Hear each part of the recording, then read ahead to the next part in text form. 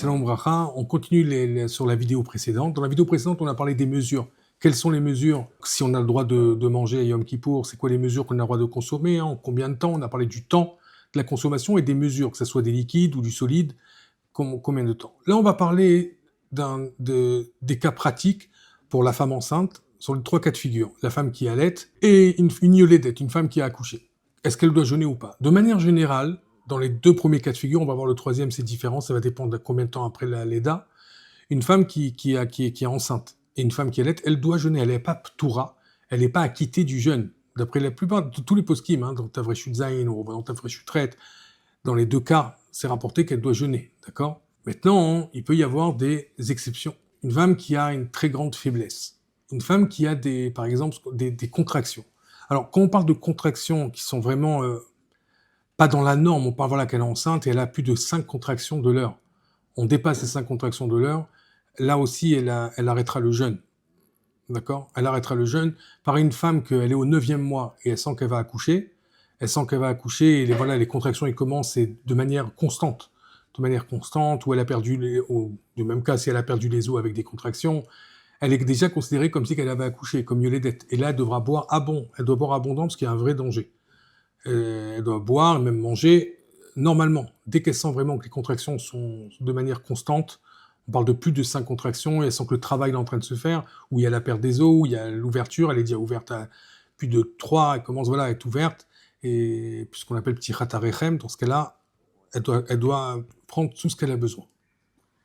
D'autres cas de figure, alors là je vais me baser sur un médecin qui est rapporté dans le Louar de Tishri, qui est sorti du Rabbi Lubavitch par le Rav Netanel, du professeur, si je ne me trompe pas, c'est professeur Dr Schussheim, où il ramène plusieurs cas de figure où une femme qui est enceinte, elle devra arrêter le jeûne. On a une très grande faiblesse. Alors quand on parle d'une grande faiblesse, vous savez, chaque fois avant les jeûnes, alors Kippour c'est encore, ils ont beaucoup plus peur, mais souvent les femmes enceintes, avant un jeûne, bonjour Rav, je me sens pas très bien, est-ce que j'ai le droit de pas jeûner?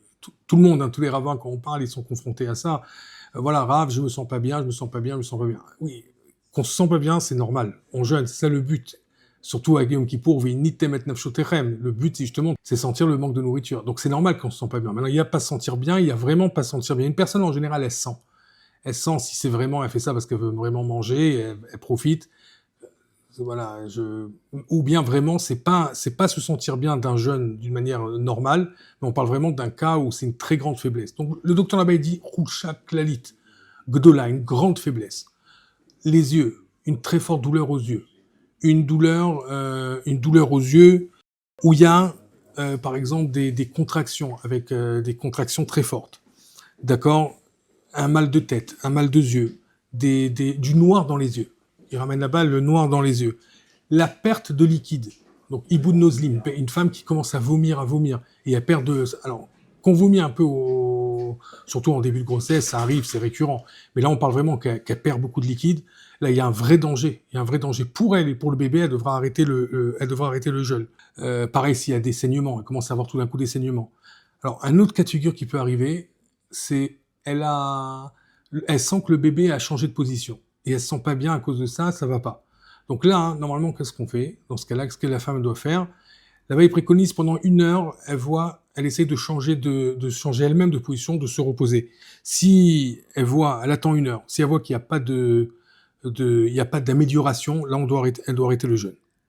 Donc on a dit pour les contractions, c'est 5 de l'heure. S'il y a plus de 5 contractions de l'heure, il faut aussi arrêter. Je parle bien sûr même pas d'un cas où le travail commence à se faire, comme on l'a dit au début, et là les contractions sont de manière constante et régulière. On doit arrêter le jeûne systématiquement et boire sans même shiurim dans ce cas-là. Ça, c'est pour une femme qui est enceinte. Alors, encore un détail que j'ai pas précisé, quand on parle d'enceinte, c'est même moins que 40 jours. C'est pas forcément qu'elle a dépassé 40 jours, même moins de 40 jours, si on met en danger l'embryon, même qu'il a moins de 40 jours, on n'a pas le droit. Et s'il faudra manger, il faudra manger. Après, vraiment, j'insiste dessus. Là, c'est vraiment, on donne tous ces mesures et ces cas pour une personne qui se trouve dans un état de force majeure, qui est pendant Yom Kippour, et elle sait pas quoi faire. Donc, si elle a écouté le cours, ou elle connaît, voilà, elle sait comment il faudra agir. Mais évidemment, si on est avant la fête, on prendra toutes les précautions de demander au Rav, de demander au médecin, ou lui, voilà, et de prendre toutes les précautions, même les mesures, parce qu'on a parlé de mesures. Alors, si une femme, le docteur elle dit tu dois manger, mais tu peux manger avec les mesures, ou tu peux boire, mais avec les mesures, elle prendra toutes les précautions de voir son mélologmave, comme on a cité tout à l'heure, combien ça mesure chez elle. Elle fera le test avec l'eau et le verre, etc. Comme ça, elle sait exactement, elle peut même mesurer les quantités de nourriture avant sur une petite balance de cuisine, et comme ça, elle fait des petits paquets, elle connaît, elle les mangera tous les 9 minutes. Voilà, ça c'est si bien sûr, c'est Béchiourim. Maintenant, une femme qui allait. Alors, une femme qui allait, ça, elle doit jeûner.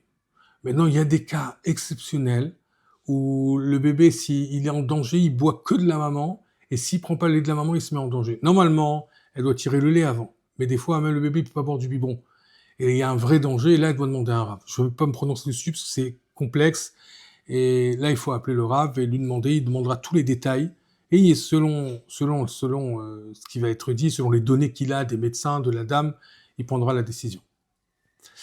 Alors, maintenant, on a parlé de la yoledette. Yoledette, c'est une femme qui accouche. Une femme qui accouche, 3 jours, il y a une différence dans les jours après l'accouchement.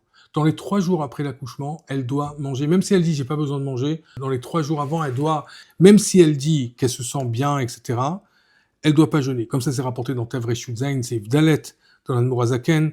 Maintenant, on a dit que, alors, comment on calcule les 3 jours? C'est une grande discussion. Est-ce que c'est 24, 24, 24, comme beaucoup de poskim tiennent, ou comme l'Admorazaken qui tient dans ses Shalosh Yamim Yeme Bereshit, c'est-à-dire 3 jours. On compte 3 jours lundi, on est à jeudi. Pas forcément 24, 24, 24 heures. Mais c'est vrai que beaucoup de poskim, le Troumali, alors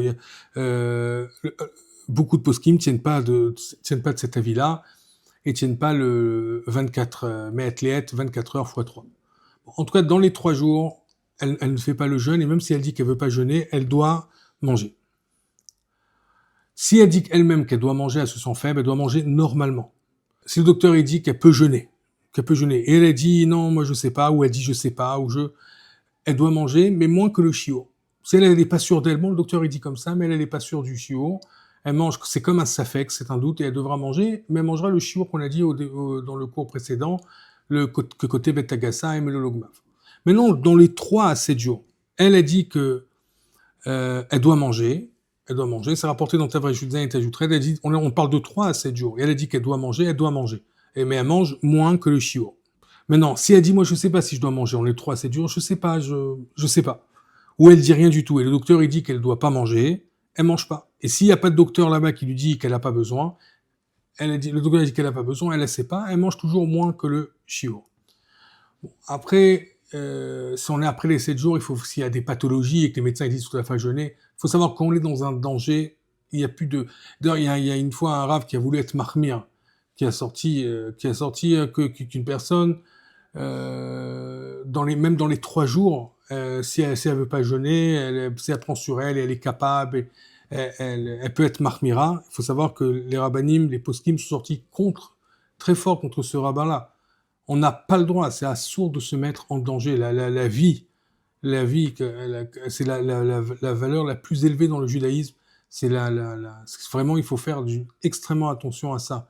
Ou shmartem anafshutechem, c'est ce qu'il y a de plus important.